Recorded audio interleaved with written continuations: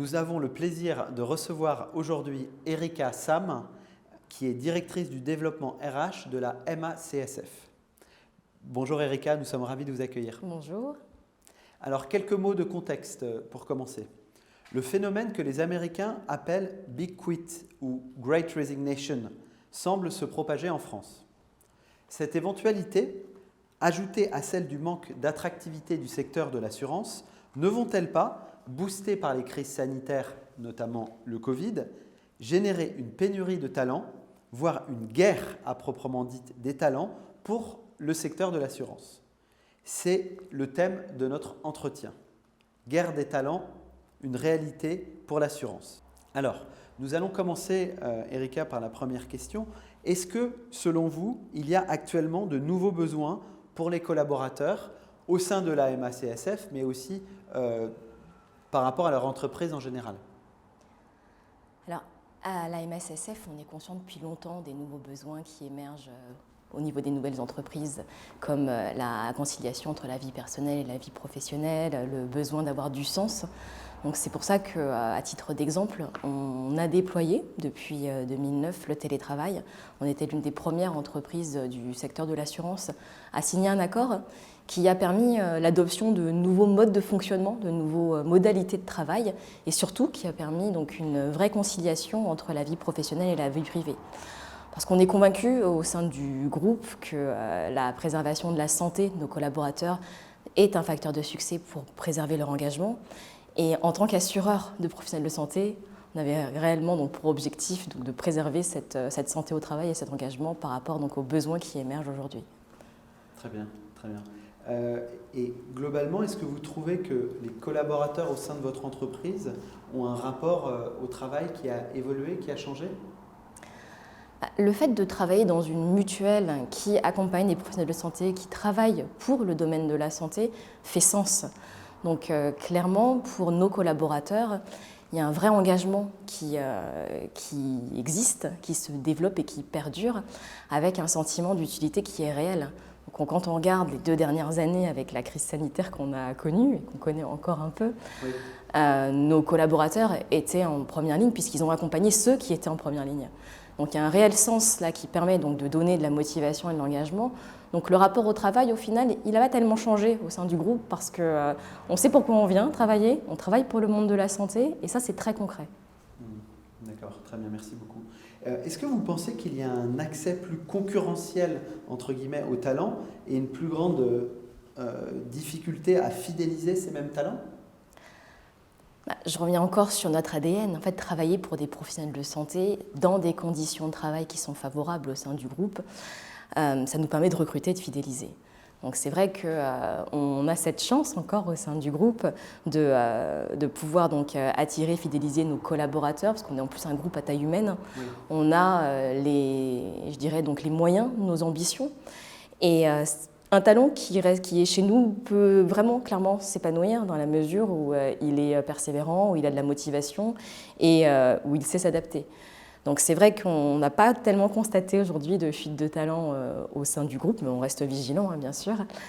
Notre turnover, par exemple, est plutôt sain, puisqu'il tourne autour de 7%, donc ce qui nous permet de renouveler donc les populations, mais également ce qui reflète un réel attachement à notre groupe et à nos missions. D'accord, très bien. Est-ce que vous pensez que l'attractivité perçue d'une entreprise comme la vôtre est-elle un facteur clé de son succès? Donc là, on parle aussi de marque employeur et de toutes les conséquences qui vont avec. Nous, au sein du groupe, on bénéficie clairement de notre notoriété au sein du milieu de la santé, à travers la qualité de nos produits, notre connaissance fine de nos sociétaires et je dirais notre proximité auprès d'eux. Donc notre originalité réside dans le fait que nos projets sont en lien avec la santé, avec le monde de la santé et nos conditions de travail avantageuses que nous offrons avec un engagement réel du groupe concernant la qualité de vie au travail. Donc à titre d'exemple, on recrute beaucoup de commerciaux et ils nous disent souvent qu'ils ont choisi de venir à la MACSF parce que nos produits sont bons, qui sont des produits qui sont imbattables quand ils étaient à la concurrence. Et dès lors qu'ils arrivent dans le groupe, en général, ils y restent un certain temps. Donc, on peut vraiment bénéficier donc, de cette notoriété du milieu de la santé par rapport à la fois à nos produits et aux conditions de travail qu'on peut offrir. Très bien, très bien. Et c'est plus simple quand la marque employeur dit la même chose que ce qui se passe réellement en interne. C'est quand même. Exactement, oui. Alors, j'en viens à la question un peu cruciale de cet entretien. En général, et pour les entreprises du secteur, est-ce que la guerre des talents, avec ce mot aussi fort, est-elle aujourd'hui en France une réalité ou pas, ou d'une certaine façon? Quelle est votre analyse? Clairement, oui, la concurrence est une réalité. On le voit dans les recrutements. Et c'est pour ça qu'au niveau de la MSSF, on essaie de jouer sur nos facteurs différenciants. Donc, qu'est-ce qui nous différencie par rapport à une entreprise qui recrute dans le même secteur? C'est d'une part, notre politique RH qui vise à nous démarquer en offrant un cadre de travail plus responsabilisant pour le collaborateur. On offre aussi des actions de coaching à nos managers donc de façon très, très régulière et on a également un plan de formation très ambitieux qui permet des montées en compétences réelles. Donc, quand on rentre à la MACSF, en général, on y reste et on change d'emploi. On aide en tout cas à reconvertir les uns et les autres en interne et ça permet finalement donc, de s'inscrire dans la durée et de finalement donc, créer nous-mêmes nos propres talents. Si je vous donne un exemple, on peut être amené à former de jeunes recrues commerciales en assurance qui n'ont pas d'expérience significative dans le domaine assurantiel, mais qui ont un fort tempérament commercial et une forte appétence pour le domaine de la santé. On va les former sur la technique et ils vont s'inscrire effectivement dans la durée auprès de nous.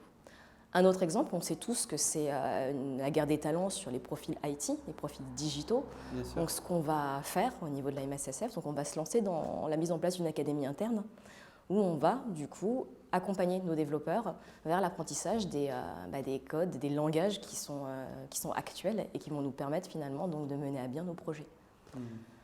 Très, très intéressant et justement cela me conduit à penser au concept du mindset et de l'état d'esprit dont on parlait tout à l'heure. Est-ce qu'aujourd'hui vous cherchez à recruter un certain type de talent ou un certain type d'état d'esprit qui va bien correspondre à l'état d'esprit de la MACSF? Très clairement, on est dans un état d'esprit général de toute façon qui est bon au sein du groupe, dans le sens où le groupe est en plein développement, les résultats sont bons, donc on s'inscrit dans un groupe aujourd'hui où le moral des troupes est positif. Donc évidemment, on va chercher donc des personnes qui ont un état d'esprit qui viendra donc je dirais être compatible avec notre état d'esprit général, qui saura s'adapter aussi. Et qui saura comprendre finalement que le client, donc notre sociétaire, le professionnel de santé, est le plus important dans son action.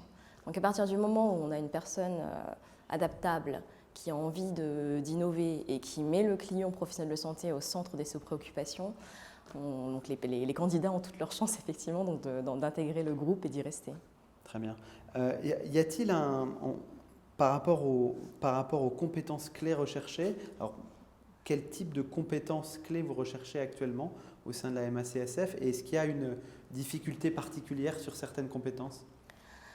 Alors, aujourd'hui, la pénurie des compétences qu'on peut lire dans la presse et autres, on a la chance pour le moment de ne pas encore la connaître au sein du groupe, tout simplement parce qu'en parallèle de nos actions de recrutement, on déploie une politique d'accompagnement, de développement des compétences très engagée. Donc si on n'a pas la possibilité de recruter directement une compétence clé, comme je vous l'expliquais tout à l'heure, donc par exemple un développeur Java ou un commercial qui a une très grande expérience dans le domaine IARD, eh bien on a les moyens, en tout cas, on a la possibilité, on a le savoir-faire pour accompagner les collaborateurs vers l'acquisition de cette compétence. Donc c'est vrai qu'aujourd'hui, je reste vigilante, mais cette pénurie, on ne la connaît pas. Et on a des exemples en tout cas d'upskilling, comme on dit maintenant, oui. De montées en compétences qui sont réussies au sein du groupe. D'accord, très bien. Donc la rémunération, forcément, c'est un critère clé, mais pas suffisant pour attirer ou garder un talent. est-ce que, on en a déjà un petit peu parlé, est-ce qu'il y a d'autres éléments au-delà de la rémunération qui pour vous sont importants ou que vous aimez déclarer à vos candidats ou dans vos discussions avec les collaborateurs qui vont faire un peu la différence? Oui, clairement, effectivement, la rémunération, c'est un fait, c'est important, mais on voit bien que pour les jeunes générations notamment, ce n'est pas forcément le premier moteur. L'un des premiers moteurs qu'on met beaucoup en avant et qui fait complètement sens chez nous, c'est le sens au travail, le sens des projets. On a la chance d'assurer donc, des professionnels de santé, donc d'être en lien direct avec le monde de la santé qui nous préoccupe tous. Donc maintenir l'engagement, l'implication, donc avec des projets qui nous parlent, qui parlent à tout le monde finalement, c'est ce qui va venir faire notre différence. Quand on travaille en fait auprès d'acteurs du monde de la santé qui travaillent sur l'innovation santé, qui travaillent par exemple sur la simplification des démarches, des prescriptions pour pouvoir préserver du temps médical de qualité, ça fait sens pour nos collaborateurs, et qu'on soit indirectement ou directement dans le projet. Et on peut en reparler à tout le monde, parce que tout le monde, à un moment donné, a un médecin, un kiné, a une infirmière.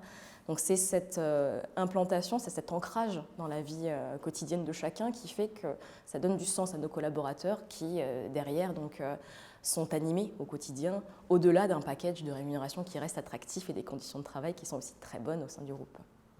Très bien, merci beaucoup. Il y avait une dernière question, mais dont on a plutôt parlé déjà par rapport à la raison d'être. On parlait de sens beaucoup. Donc, je vous laisse la parole peut-être pour un dernier point de vue sur le sujet, si vous le souhaitez, avant que l'on se quitte. Sur la raison d'être et la marque employeur, peut-être vous dire qu'en 2021, la MACSF a reformulé sa raison d'être et a fait évoluer sa signature, qui est du coup devenue « Ensemble, prenons soin de demain ». Donc c'est une signature qui a du sens aussi pour le groupe et pour les collaborateurs, qui nous permet d'être encore plus visibles auprès de celles et de ceux qui cherchent en fait à avoir, qui recherchent une entreprise qui a du sens et qui a une action d'amélioration directe sur le monde de la santé. En déclinaison, au niveau de notre marque employeur, nous nous engageons ensemble en fait à améliorer la carrière et donc à prendre soin du talent de nos collaborateurs avec des actions très, très larges d'accompagnement et de développement des compétences. En tout cas, on y croit vraiment et j'y crois vraiment. À titre d'exemple, chaque collaborateur peut bénéficier, au-delà du plan de formation habituel, de 2 actions de formation relationnelles ou techniques qui permettent de se former sur un autre domaine que le sien, et ce qui permet donc de l'ouvrir vers un projet professionnel qu'il peut construire. Et un autre exemple que je peux vous donner, c'est on croit aussi à la possibilité de se reconvertir et d'avoir une deuxième vie en entreprise, ou une troisième, ou une quatrième. Et c'est pour ça qu'on propose aussi des bilans, ce qu'on appelle nous des bilans à mi-carrière, qui sont un temps de réflexion pour les collaborateurs, qui vont permettre de mûrir et de construire un projet professionnel, et à nous, après, de donc pouvoir l'accompagner au mieux, en interne notamment, voire ailleurs. Donc en tout cas, c'est notre volonté que d'accompagner les collaborateurs sur le développement de leurs talents au sein du groupe. Très bien. Écoutez, Erika, je vous remercie beaucoup pour la qualité de votre contribution et nous espérons que la conversation pourra continuer, notamment sur les réseaux sociaux, pour engager le débat dans cette guerre des talents dans le secteur de l'assurance. Merci beaucoup à vous, Erika. Merci à vous.